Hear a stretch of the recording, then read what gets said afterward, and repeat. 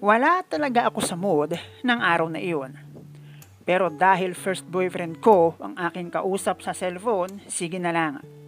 At habang nasa kalagitnaan kami ng pag-uusap, sinabi niya sa akin na kung hindi siya pwedeng magpunta sa bahay at kung hindi ko raw ba siya talagang ikinahihiya, ako na lang ang magpunta sa kanyang inuupahan. Kamot ulo ako ng dahilang doon. Bukod pa doon, mataas na rin ang pwesto ng araw at talagang masakit na sa balat. Pero dahil sweet naman ang kanyang dahilan, nawalan ako ng pagpipilian. Pero matapos namin ang magtanghalian, aba, at iba naman ang gusto niyang lamunin.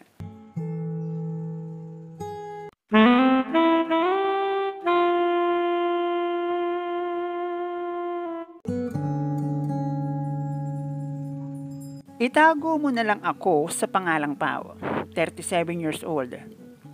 16 years ago, 2008 ang taon ng aking makilala ang lalaki na itago na lang natin sa pangalang Islao.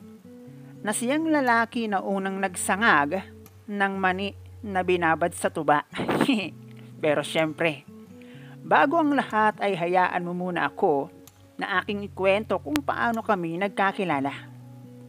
Katulad ng maraming pamilya, dito sa ibabaw ng lupa ay meron din kaming pamumuhay na isang kahig, isang tuka. Tatlo kaming magkakapatid, ako ang panganay. At tulad ng ibang panganay sa magkakapatid, inasahan din ako ng aking magulang na tutulong para mapagtapos ng pag-aaral ang aking mga kapatid. O di kaya naman ay balik tulong sa aking magulang matapos ko ang mag-aral ng 2 taon sa college. Katulad ng ibang probinsyana na nakaabot dito sa Kamaynilaan, karamihan ay pare-pareho kami ng dahilan at iyon ay ang pagbabaka sakali na guminhawa ang buhay sakaling makakuha ng trabaho. Pero hindi pala ganun kasimple dahil hindi lang naman mga taga-probinsya ang nagkahanap ng trabaho. Nakarating ako ng Cavite dahil ayon sa aking mga nakasabay sa paghahanap ng trabaho, di hamak na mas madaling matanggap at maraming company ang pwedeng applyan at pagpilian. Totoo, at talagang marami ang company at marami ang pwedeng pagpilian. Ang ilan doon ay hindi nangangailangan ng mataas na standard.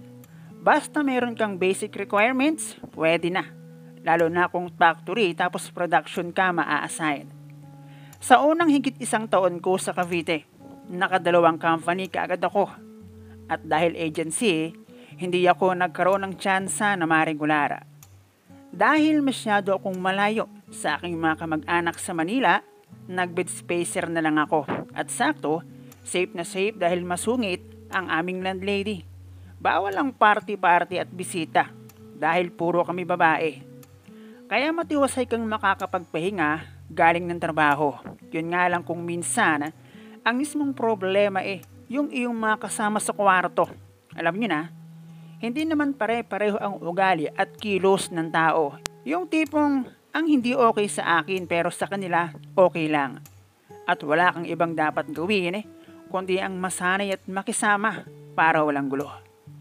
Simula nang mag-aral ako, hindi ako nakaranas magkaroon ng boyfriend. Yun ay hindi dahil pangit, maliitim, maliit o kung anuman ang sa tingin ninyo ay dahilan para hindi magustuhan ng isang lalaki. Dahil ang totoo niyan, hindi sa pagyayabang may itsura akong babae. Matangkad, maputi, maganda rin ang hubog ng aking pangangatawan. At hindi rin naman masasabing patag. Kung ginusto ko ang magkaroon ng boyfriend noong ako ay high school, magagawa ko. Dahil hindi lang naman isa ang nagparamdam at nagtangka na ako'y ligawan. Kaya lang, parang wala talaga sa aking isip ang pagbo-boyfriend ng panahon na iyon. At kontento na ako sa pagkakaroon ng mga barkada. Noong mag-college naman ako, ganun din, pero hindi naman barkada o kaibigan ang dahilan. Yun ay dahil hindi naman ako ganun katalino para magpakaisi. Bukod doon, ibang usapan na ang pagtapak ng college. Para sa akin, kinabukasan na ang pinag-uusapan at hindi pagbo-boyfriend. Although, Tulad noong high school ay mayroon din ang nagtangka sa akin ay lumigaw at prangkahan kong sinabi na hindi ako interesado at pag-aaral ang aking priority. Hanggang sa ayun nga, na makagraduate ako at umalis ng probinsya, nagkaroon ng trabaho at maka-end of contract ng dalawang magkasunod na company.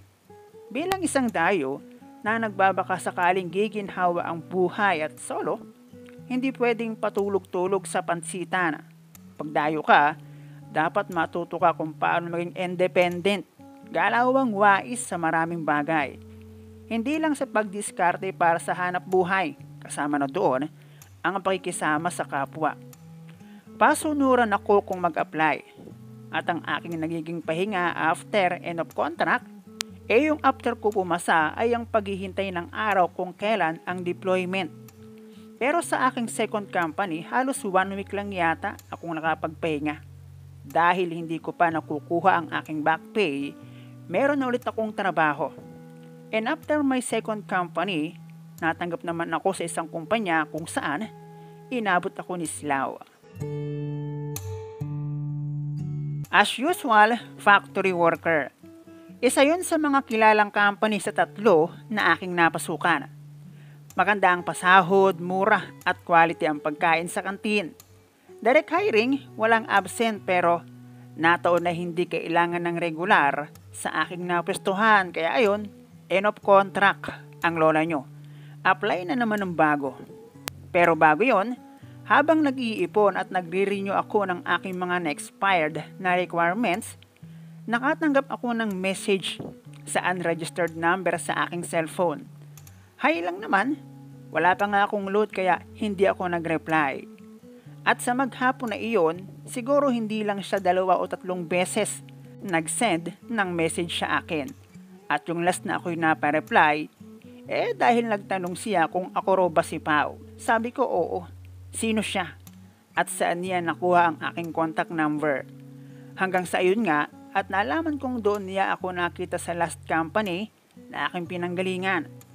Maybe days before bago ako na-endo. Ayon na rin sa kanyang pagkakasabi. At sa batchmate raw niya nang galing ang aking contact number. Simula noon lagi na kaming merong convo. Ang sipag niya kasing mag-message. Hanggang sa makasanayan ko at mag-usisa na rin ako sa kung ano ba ang kanyang itsura. Dahil ako ay kanya na raw nakita.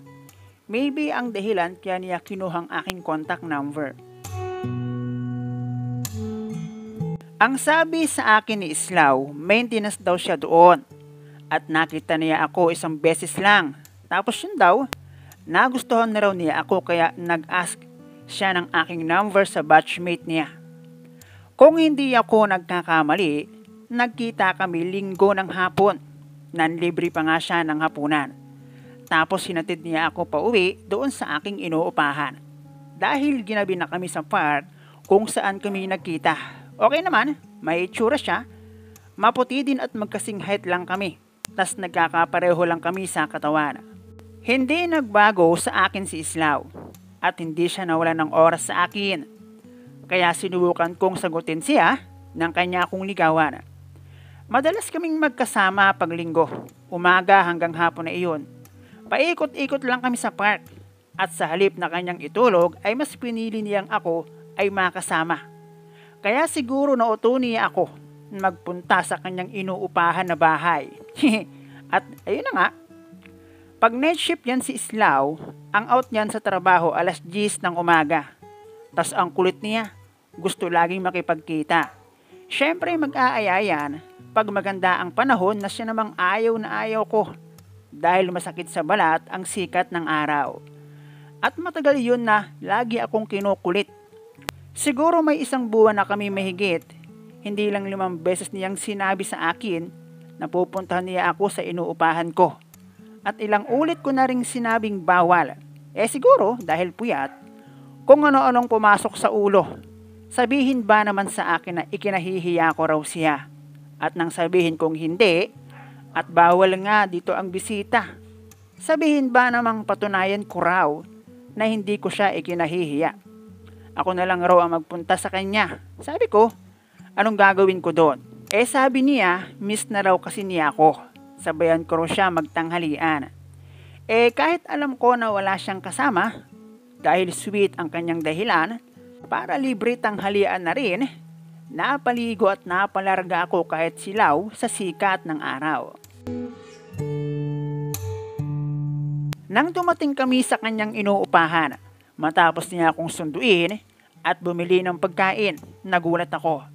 Dahil pagpasok namin ang dilim sa loob, at kung hindi ako nagkakamali, ginawa niyang kortina yung mga kumot ng kanyang kasama. At ang katwiran ni Islaw, hindi raw siya makatulog pag maliwanag. Naintindihan ko dahil pareho kami at naranasan ko rin magpanggabi, lalo't dati kaming nasa iisang kumpanya. Mahirap matulog kapag ang out sa umaga alas 10, tapos mataas na ang sikat ng araw. Di na yun, nagtanghalian kami. Inabot ako doon ng alas 3 ng hapon at ang alam ko hindi na nakatulog si Islaw. Yun dahil sa kanyang hirit matapos ang tanghalian. Grabe yun.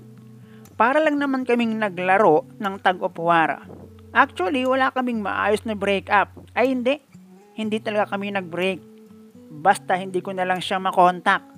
At kahit sino, mapapaluha. Ang malupit, yung next company na aking napasukan, naging magkatrabaho ulit kami ni Silaw. At sa kantin kami nagpangita. At ang rupok ng lola nyo. Dahil lang sabihin ni Islaw, nahintayin ko siya sa gate sa bench. Hinintay ko siya mga be. Tapos Sunday nag-movie kami at ako pa ng libre. Tapos, yun na pala ang huli naming pagkikita. Basta nawala na lang si Islaw na parang bula. Heto, kahit meron na akong asawa at 2 anak, alaala na lang ang naiwan sa akin. Alaala kung saan, lahat na yata ng santo na aking kilala tinawag ko na.